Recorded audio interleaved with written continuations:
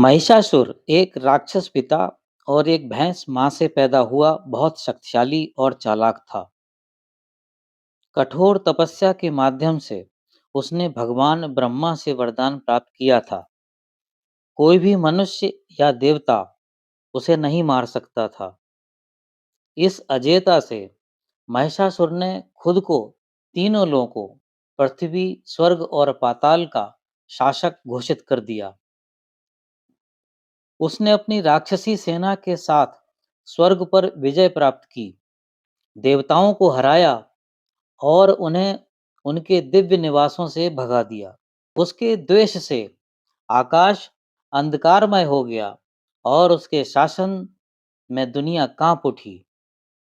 महिषासुर की शक्ति के सामने शक्तिहीन देवता शिव और पार्वती की सहायता लेने के लिए कैलाश पर्वत की पवित्र चोटियों पर एकत्रित हुए। देवताओं की दुर्दशा सुनकर पार्वती आगे बढ़ी। उनका भाव शांत किंतु दृढ़ था। महिषासुर का अत्याचार अनियंत्रित अधर्म से उपजा है। उसने ब्रह्मांड पर अत्याचार करने के लिए अपने वरदान का दुरुपयोग किया है और संतुलन बहाल करना मेरा कर्तव्य है, पार्वती मां ने दृढ़ता से कहा। देवताओं की नजरों के सामने पार्वती का रूप बदल गया। उनका रूप चमक उठा। उनकी उपस्थिति ने स्वर्ग को अग्निमय ऊर्जा से भर दिया। वह दुर्गा बन गईं, योद्धा देवी। उनकी कई भुजाएं देवताओं द्वारा उपहार में दिए गए हथियारों को धारण कर रही थीं।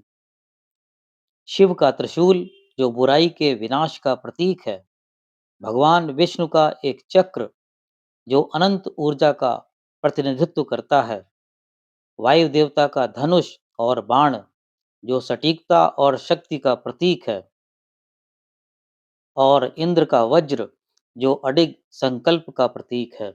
कवच पहने और राजसी सिंह पर सवार दुर्गा की आभा अजेता की तरह थी। देवता उनके सामने झुके। उनका विश्वास फिर से जाग उठा। दुर्गा युद्ध के मैदान में उतरी, जहां महिषासुर उनका इंतजार कर रहा था।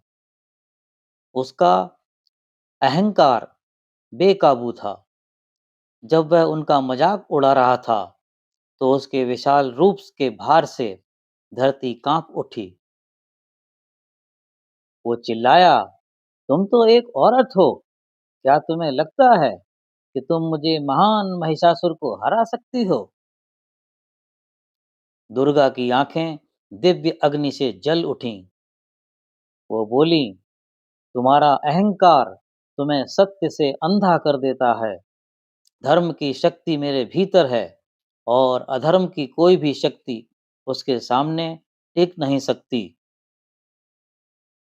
युद्ध शुरू हुआ, जिससे आकाश और धरती हिल गई। महिषासुर ने भैंसे के रूप में दुर्गा पर हमला किया। उसके खुरों से जमीन फट गई, लेकिन दुर्गा ने निडरता से उसका सामना किया।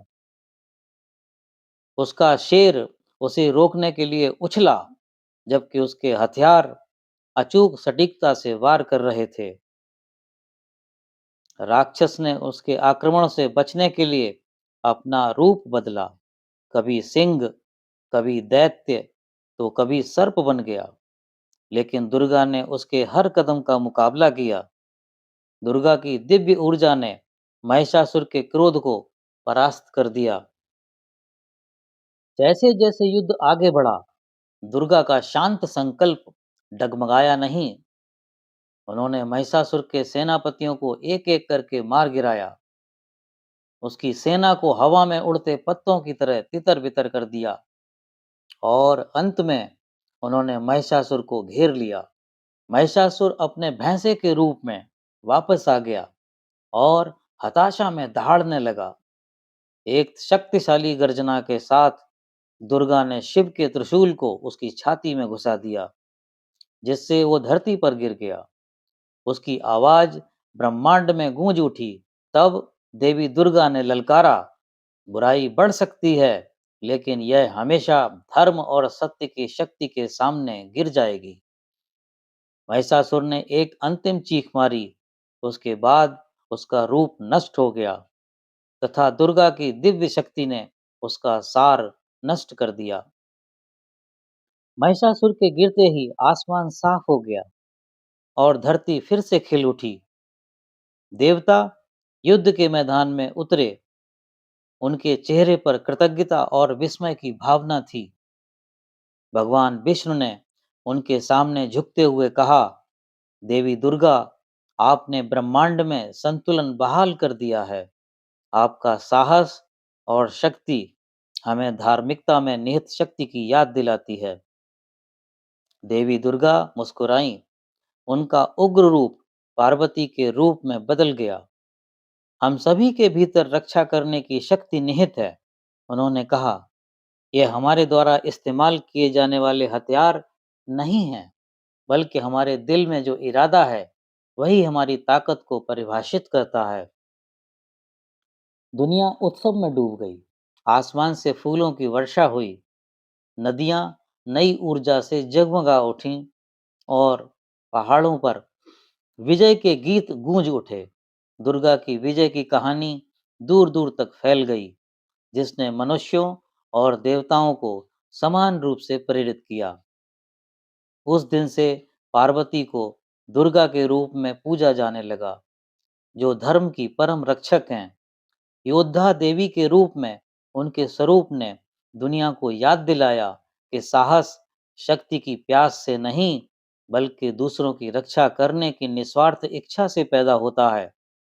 यद्यपि वह कैलाश पर्वत पर अपने शांत जीवन में लौट गईं, लेकिन दुर्गा के रूप में उनकी उपस्थिति शाश्वत रही तथा अंधकार का सामना करने वाले सभी लोगों के लिए आशा और शक्ति की किरण बनी।